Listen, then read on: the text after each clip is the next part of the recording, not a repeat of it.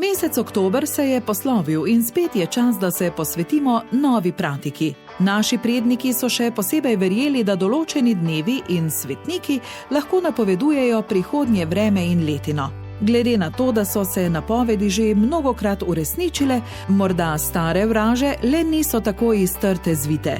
Pozdravlja nas torej november ali listopad, mesec, ko listje pade z drevja in se narava končno pripravlja na počitek. Prvič so bila slovenska imena mesecev po doslej znanih podatkih zapisana v rokopisu iz leta 1466, ki ga hrani Avstrijska narodna knjižnica na Dunaju. Nekdaj so novembru pravili tudi listognoj.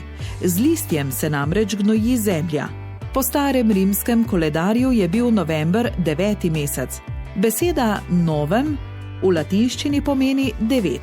Po našem koledarju je november 11. mesec. Dan je novembra že precej kratek, traja 10 ur in 6 minut.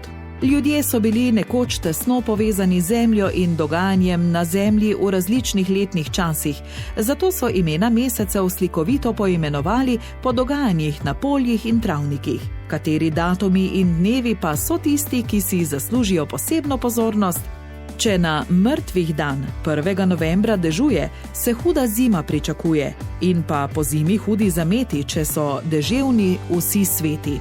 Pomembno je tudi vreme na Lenarta. Ako je na Lenartovo 6. novembra lepo ali grdo, do božiča bo ostalo tako. In še, kolikor ima Lenart snega na planini, toliko ga ima božič v dolini. Seveda ima pomembno vlogo sveti Martin, ki goduje 11. novembra. Če se Martinova gos po ledu plazi, o božiču navadno po blatu gazi. Če pa je sonce na Martina, je pred vrati huda zima. Nekdaj so ljudje pravili tudi, da november napoveduje vreme v februarju. Če je listopada južno, bo svečana mrzlo. Če hrast še listje obdrži, bo mraz vse zimske dni. Če pa nerado pada listje z drevesa, spomladi bo čuda gosenic in mrčesa. Meteorološko se z novembrom jesen poslavlja. Izkoristite torej dneve za sprehode, opazovanje pisane narave, nabiranje ter peko kostanja in pokušanje mladega vinca.